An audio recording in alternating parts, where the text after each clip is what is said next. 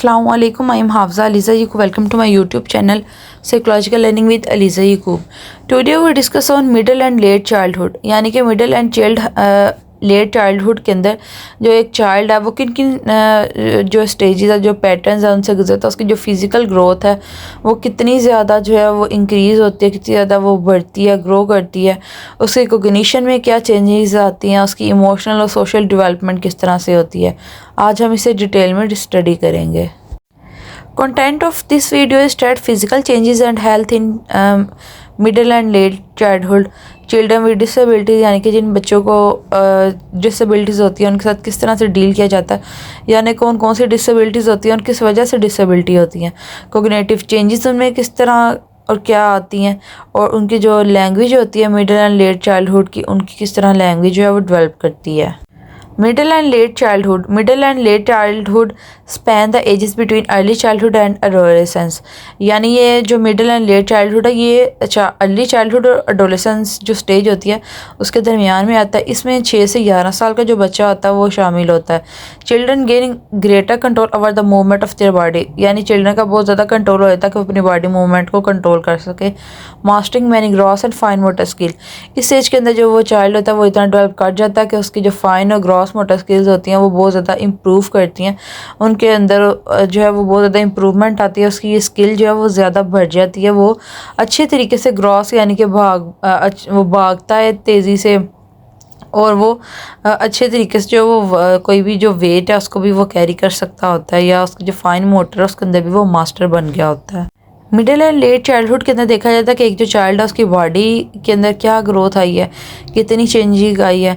वो अगर healthy diet नहीं ले रहा तो वो इल हो रहा है, बीमार हो रहा है, तो उसके अंदर कौन कौन सी डिजीज़ आ रही हैं, या चाइल्डहुड के अंदर जो है वो कौन सी स्टेजेस जो डिजीज़ हैं उसका सामना करना पड़ता है। जो बच्चे डिसेबिलिटी के साथ हैं उनको देखा जाता है कि डिसेबिलिटी क्यों होती है, कौन कौन सी डिसेबिलिटी होती है। उसके अलावा पियाजे की थ्योरी के अकॉर्डिंग जो उसकी कोग्निशन को देखा जाता है कि किस तरह जो बच्चा एक इन्फॉर्मेशन को कलेक्ट कर रहा है, उसको किस तरह से वो परसीव कर रहा है, उसे प्रोसेस कर रहा है। उसका जो इंटेलिजेंस है वो उसकी कितनी है, वो लैंग्वेज जो है उसकी रिसेप्टिव एंड एक्सप्रेसिव वो कितनी डेवलप कर चुकी है, वो ख़ुद को और दूसरे लोगों के इमोशंस को, सेल्फ को कितना अंडरस्टैंड कर सकता है। मॉरली जो है वो कितना डेवलप किया, यानी अगर वो कोई गलत काम करता है तो उसको पनिशमेंट मिलती है, उसको जो है वो पेरेंट्स उसके रोकते हैं तो वो कितना मॉरली डेवलप करता है। जेंडर के अंदर कितनी स्टीरियोटाइपिंग देखी जाती है, फैमिलीज़ और पीयर्स का और कितना रोल होता है स्टेज के अंदर, जो स्कूल के फेलोज़ होते हैं या एक जो इन्वायरमेंट होता है उसका चाइल्ड के ऊपर कितना इफेक्ट आता है। Physical changes and health, the period of middle and late childhood involve slow consistent growth, यानी इस स्टेज के अंदर क्या होता है, वो जो चाइल्ड होता है उसकी स्लो और कंसिस्टेंट ग्रोथ हो रही होती है। This is the period of calm before the rapid growth spurt of adolescence, यानी एक काम पीरियड होता है, इसके बाद जो वो रैपिड ग्रोथ होनी है एडोलेसेंस स्टेज के अंदर। ब्रेन जो होता है स्टेज के अंदर वो भी कंटिन्यू टू डेवलप होता है, वो भी डेवलप हो रहा होता है। फाइन मोटर जो स्किल्स होती हैं वो इम्प्रूव हो रही होती है, वो ज़्यादा स्मूथर हो रही होती हैं। चाइल्ड जो होता है वो एक्सरसाइज के अंदर ज़्यादा इन्वॉल्व होता है, एक्सरसाइज का उसके ऊपर जो पॉजिटिव आउटकम्स आते हैं, उसके अंदर जो फिज़िकल चेंजेस आ रही होती हैं कि ग्रॉस और फाइन मोटर जो स्किल्स हैं वो इम्प्रूव हो जाती हैं, और उसका जो बैलेंस होता है वो इंक्रीज़ हो जाता है, वो चीज़ों को बैलेंस करने लग जाता है। उसका वो बॉडी जो होती है वो उसकी बैलेंसिंग में आ जाती है, और वो डिफरेंट जो एक्टिविटीज़ हैं उसके अंदर वो इन्वॉल्व होता है। स्पोर्ट्स के अंदर, ड्राइंग के अंदर, या जो राइटिंग है उसके अंदर वो डिफरेंट जो कंपटीशंस होते हैं उसके अंदर वो पार्टिसिपेट करता है, ख़ुद को मनवाने की कोशिश करता है।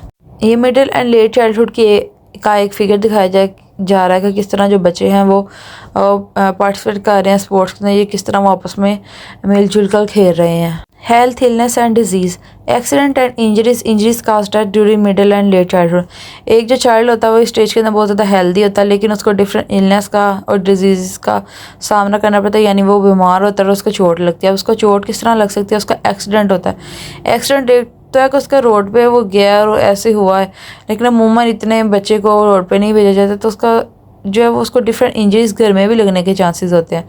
उसके अलावा फिर उसको डिजीज़ में इस तरह होता है कि अगर बच्चा ओवरवेट होता है तो वो ओवरवेट जो बच्चा है वो आगे जाकर उसके लिए डिफरेंट जो है प्रॉब्लम्स क्रिएट हो जाती हैं। उसका जो है कोलेस्ट्रॉल लेवल जो होता है वो इंक्रीज़ होता है, उसको सोने में मसला हो रहा होता है, प्रॉब्लम हो रही होती है, उसको कार्डियो और कैंसर डिजीज़ होने के चांसेस होते हैं।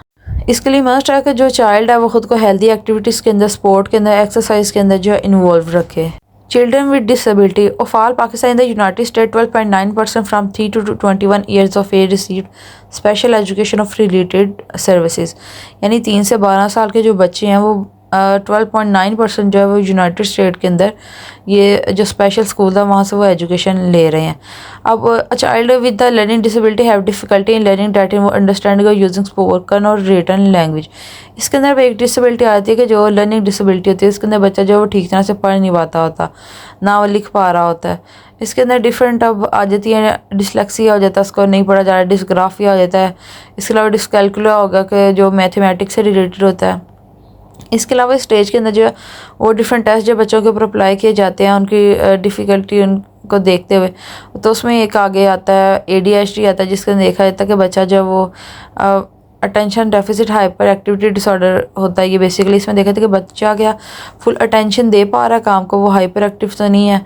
और इसके अलावा कि बच्चा जो है वो कितना इम्पल्सिव है। इसके अलावा स्टेज के अंदर जो ASD है, ऑटिज्म स्पेक्ट्रम डिसऑर्डर जो है उसको स्टडी किया जाता है, क्योंकि 3 साल का जो बच्चा था उसको रेड फ्लैग्स दिए जाते हैं ऑटिज़म के। उसके बाद उसको कम्प्लीटली जो है वो डायग्नोस कर दिया जाता है। जिसके अंदर जो एक बच्चा है वो आई कांटेक्ट नहीं दे रहा था, वो सोशल जो है उसकी कम्युनिकेशन बेटर नहीं होती, वो मूव नहीं कर पा रहा होता। इन तमाम प्रॉब्लम्स की वजह से जो बच्चा है उसकी एजुकेशन के ऊपर बहुत बुरा इफ़ेक्ट आ रहा था और उनकी पर्सनल लाइफ के ऊपर भी बहुत ज़्यादा इम्पेक्ट कर रही होती हैं ये सब चीज़ें। ये जिन्हें डिसकैलकुलिया होता है उसके अंदर क्या होता है कि बच्चों को डिफ़िकल्टी हो रही है नंबर्स के कंसेप्ट को मेमोराइज़ करने में, सिंबल को याद करने में। जो डिस्ग्राफिया होता है उन्हें राइटिंग के अंदर प्रॉब्लम हो रही होती है, और जो डिसलेक्सिया जिन्हें होता है उन्हें रीडिंग के अंदर जो है वो प्रॉब्लम का सामना करना पड़ रहा होता है। Children with autism struggle to focus on things that they don't like, such as reading a book or doing a puzzle, and they may fixate on things that they do like, such as playing with a particular toy. Kids with ADHD often dislike and avoid things they will have to concentrate on। ये जो बच्चे होते हैं जो autism के साथ struggle कर रहे हैं वो फोकस कर रहे हैं कि कौन सी चीज़ों को वो डिसलाइक जिन्हें वो पसंद नहीं कर रहे थे, जैसे कि बुक है या बुक रीडिंग है या पजल को।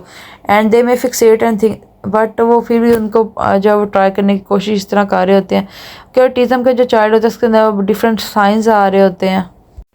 उनको जो चीज़ें पसंद होती हैं वो उसी को लेके उनके अंदर ही जो है वो रिपीटेटिव बिहेवियर जो होते हैं वो शो कर रहे होते हैं। उनके वही लेके वो जो होते हैं वो फिक्स होते हैं और वही पैटर्न जो है वो शो कर रहे होते हैं। वो सॉलिटरी प्ले करते हैं, किसी और के साथ मिलके वो खेलना पसंद नहीं कर रहे होते, चीज़ों को जो है वो स्पिन करते हैं। और उनका अंदर जो है वो स्पीच डिले होता है, जिसकी वजह से उन्हें डिफरेंट प्रॉब्लम का सामना करना पड़ता है। इन्वायरमेंट और उनकी पर्सनल लाइफ भी इससे डिस्टर्ब होती है। इसके अलावा एजुकेशनल लाइफ जो है वो भी डिस्टर्ब होती है।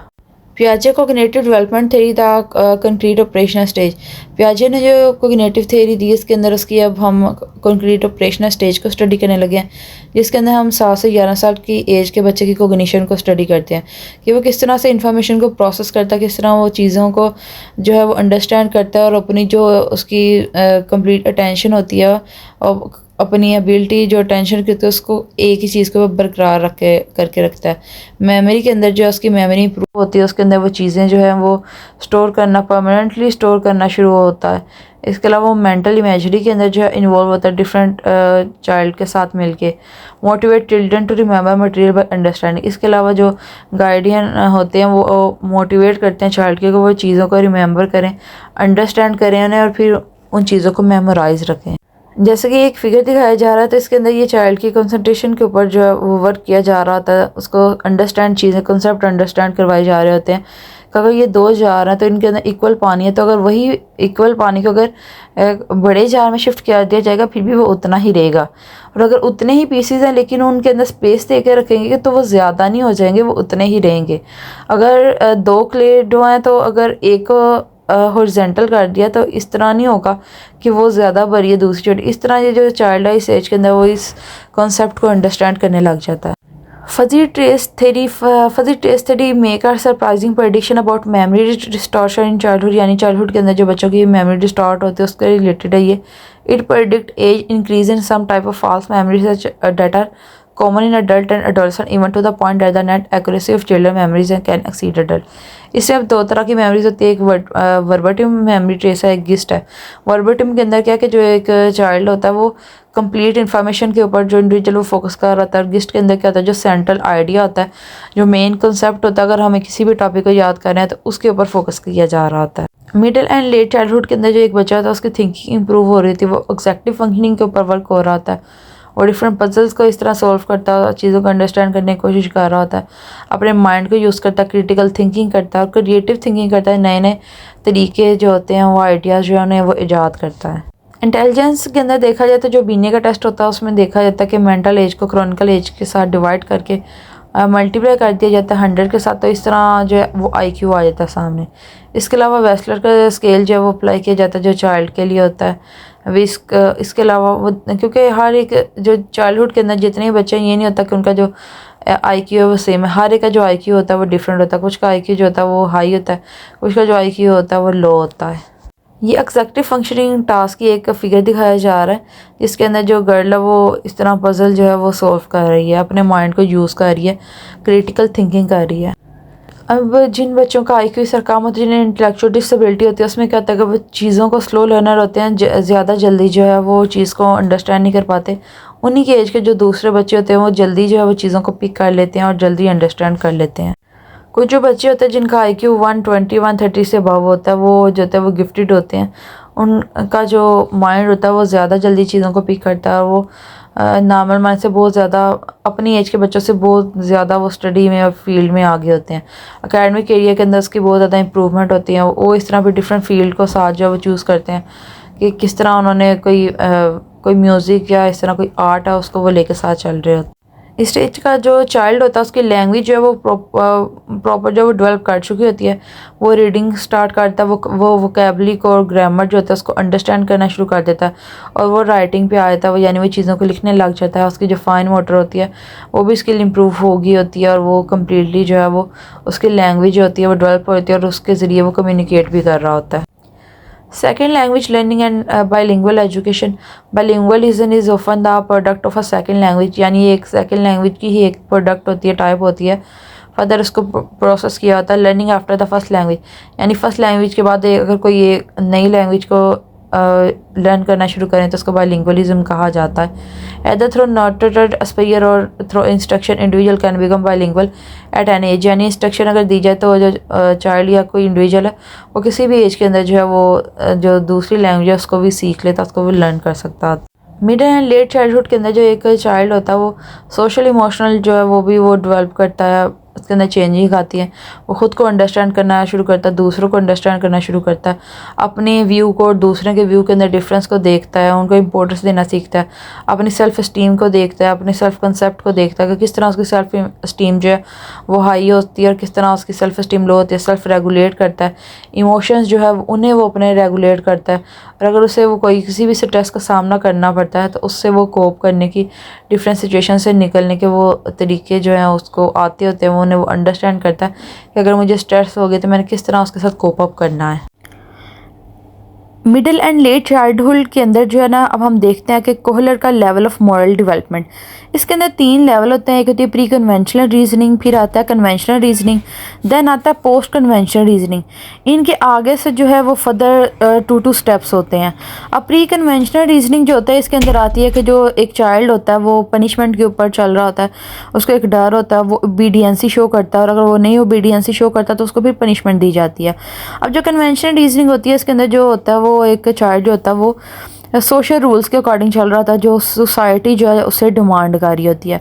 जबकि पोस्ट कन्वेंशनल के अंदर जो एक चाइल्ड होता है वो अपने प्रिंसिपल्स को फॉलो करता है और उसके अकॉर्डिंग चलता है। ये फिगर है जिसमें यही दिखा रहा है कि मॉरल डेवलपमेंट की जो 3 स्टेजेस है, पोस्ट कन्वेंशनल, प्री कन्वेंशनल और कन्वेंशनल, इसको फर्दर जो है 2 स्टेजेस के अंदर डिवाइड किया हुआ है इन लेवल्स को, और उसके ये एक फिगर दिखाया जा रहा है। Families and moral development. Families और मॉरल डेवलपमेंट के अंदर देखा जाए यानी कि जो फैमिली होती है वो एक चाइल्ड के मॉरल डेवलपमेंट को किस तरह से डेवलप करने में रोल प्ले करती है। उसके अंदर आता है प्रो सोशल बिहेवियर। जो चाइल्ड होता है वो अपने सिबलिंग्स को देखता है, बड़े सिबलिंग्स को देखता है, उसके अलावा अपने पेरेंट्स को देखता है कि वो किस तरह से प्रो सोशल बिहेवियर शो कर रहे हैं, और फिर वही चीज़ उनके अंदर आती है। इसके अलावा इस एज के अंदर जो है वो चाइल्ड को जेंडर स्टीरियोटाइपिंग का सामना करना पड़ता है। जो हालांकि वो छोटे बच्चे होते हैं फिर भी उनको जेंडर स्टीरियोटाइप किया जा रहा था कि ये गर्ल है, ये वाला काम कर सकती है, ये बॉय है, ये वाला काम कर सकता है, या इनकी ड्रेसिंग जो है वो इस तरह से होगी। अब हम देखते हैं कि जो एक चाइल्ड है उसका जो फैमिली है वो चाइल्ड के ऊपर कितना इफेक्ट डालती है। पेरेंट्स एज मैनेजर के जो पेरेंट्स होते हैं वो चाइल्ड के लिए मैनेजर का रोल प्ले करते हैं, और सारे काम के ऊपर जो होती है वो केयर एंड टेक कर रहे होते हैं कि बच्चा जो है वो क्या काम कर रहा है, किस तरह से कर रहा है, और क्या वो काम उसके लिए अच्छा है या नहीं अच्छा। अटैचमेंट इन फैमिलीज़ के फैमिली के साथ बच्चों की बहुत ज़्यादा अटैचमेंट होती है। इसके अलावा जो स्टेप पेरेंटिंग आती है, स्टेप फादर्स स्टेप मदर्स आ जाते हैं, उसके अंदर जो बच्चा है उसको बहुत ज़्यादा नेगेटिव बिहेवियर, उसके अंदर पर्सनैलिटी के अंदर बहुत ज़्यादा इशू आता है अगर वो उसको जो स्टेप पेरेंट्स मिलते हैं वो उसके साथ अच्छा बिहेव ना करें। अब स्टेप पेरेंट्स भी उसके साथ ये हो सकता है कि उसकी स्टेप मदर हो या स्टेप फादर हो, या हो सकता है कि दोनों ही स्टेप हों। तो इस तरह जो है वो एक चाइल्ड जो है उसके लिए बहुत ज़्यादा डिफ़िकल्टीज़ का सामना होता है। वो अपनी उसकी जो डेवलपमेंट है वो ठीक तरह से नहीं हो पाती है, जिससे आगे जाकर उसकी पर्सनैलिटी के ऊपर बहुत ज़्यादा इफेक्ट आता है। जब वो डिफरेंट नेगेटिव बिहेवियर्स का सामना करता है तो उससे उसकी पर्सनैलिटी जो है वो ग्रूम नहीं हो पाती। Peer status. The concept of peer status reflect the degree to which the child is accepted and liked by its peer। कि चाइल्ड जो होता है वो ये डिमांड कर रहा है कि उसके जो पीयर हैं वो उसको पसंद करें। ठीक है, peer status commonly established through so called sociometric test where children are asked to nominate a number of classmates whom they prefer in different respect। कि ज़्यादा जो क्लासमेट है वो उसको पसंद करें। इस तरह ये चाइल्ड के अंदर आता है कि जिनके जो peer status है वो हाई हो, ज़्यादा जो लोग हैं उसको अप्रिशिएट करने वाले हों। इसके अलावा जो चाइल्ड होता है उसको इस एज के अंदर जो है वो बुली का सामना करना पड़ता है। उसको स्कूल में या एकेडमिक सक्सेस में इसको इस तरह बुली किया जाता है, या फिर फिज़िकल हेल्थ में जो है वो उसको बुली का सामना करना पड़ता है, उसे बुलिंग की जाती है कि तुम इतने ज़्यादा स्मार्ट हो, कोई हेल्थ है तो कहा जाए कि तुम इतने ज़्यादा मोटे हो। इस तरह जो है वो चाइल्ड को डिफरेंट उसके अंदर जो है वो डिप्रेशन के फेजेस आते हैं, उसकी पर्सनैलिटी जो है वो ग्रूम नहीं हो पाती। ये भी एक फिगर है जिसके अंदर चाइल्ड को बुली किया जा रहा है, और इस तरह चाइल्ड को डिफरेंट टाइप्स ऑफ बुलिंग होती है। किसी को स्टडी की बेस के ऊपर किया जाता है, किसी को उसकी हाइट के ऊपर, किसी को उसके वेट के ऊपर बुली किया जाता है। इससे क्या होता है कि चाइल्ड होता है वो खुद को इस तरह जब डिफरेंट नेगेटिव बिहेवियर देखता है तो उसको लगता है कि उसके अंदर ही, उसकी पर्सनैलिटी के अंदर ही कोई कमी है, जो दूसरे जो लोग हैं वो उसको पॉइंट आउट कर रहे हैं और उसको एक्सेप्ट नहीं कर पा रहे, जिसकी वजह से वो खुद भी अपने आप को पसंद नहीं करता, अपने आप को डिसलाइक करने लग जाता है और उसके अंदर नेगेटिव बिहेवियर आ जाता है। Friends, kids from their earliest friendship in their preschool year and those friendship impact the way children are with their peers in later years. Childhood friendship gives children the opportunity to learn about themselves and other and develop cognitively and emotionally in a social world। ये जो child होता है इस as के अंदर उनकी earliest friendship होती है, वो स्कूल्स के अंदर अपने फ्रेंड बनाते हैं और घर में उसके जो रिलेटिव्स के अंदर वो फ्रेंड्स बनाते हैं, और फ्रेंड के साथ जो है वो इस तरह डिफरेंट प्ले करते हैं, डिफरेंट गेम्स के अंदर खुद को इन्वॉल्व रखते हैं, जिससे उनकी हेल्दी एक जो है वो ग्रोथ होती है। ये एक फ्रेंडशिप का ही फिगर दिखाया जा रहा है कि किस तरह इस एज के अंदर जो चाइल्ड होते हैं वो फ्रेंड्स बनाते हैं और फ्रेंडशिप के अंदर इन्वॉल्व होकर डिफरेंट एक्टिविटीज़ के अंदर पार्टिसिपेट करते हैं। एथनिसिटी इन स्कूल्स लेवल के ऊपर जो है वो एक एथिक्स कुछ होने चाहिए, एथनिसिटी को लेके आना चाहिए कि turn the class into a jigsaw classroom. यानी क्लास के अंदर अगर डिफरेंट कल्चर से स्टूडेंट है तो एक जिग्सा क्लासरूम हो कि उसके अंदर ज़्यादा बाइसनेस शो की जा रही है कि ये जो है ये इस कंट्री का, ये इस कंट्री का, ये मुस्लिम है, ये नॉन मुस्लिम है, ये इस तरह का। इस तरह के सारे जो वो मिलजुल के जो स्टूडेंट है वो इकट्ठे स्टडी कर सके ताकि उनके सक्सेस में वो एक दूसरे के साथ मिलकर आगे ग्रो कर सके। Encourage student to have positive personal contact with diverse age a student, यानी जो स्टूडेंट्स है वो डिफरेंट स्टूडेंट्स के साथ अपने स्ट्रॉन्ग कनेक्ट जो है वो बनाएं। रिड्यूस बायसनेस, के चाइल्ड के दरमियान जो है वो बायसनेस ना की जाए, कोई उनके दरमियान जो है वो बायसनेस ना रखी जाए। View school and community as a team, के तमाम जो स्टूडेंट है वो एक कम्युनिटी बनाए, मिलजुल के काम करें ताकि एक टीम की सूरत में वो आगे जो है फर्दर सक्सेस की तरफ जा सकें। ये थी हमारी आज की वीडियो। उम्मीद है आपको वीडियो पसंद आई होगी। Like the video and subscribe the channel. Thank you so much. Thank you for watching.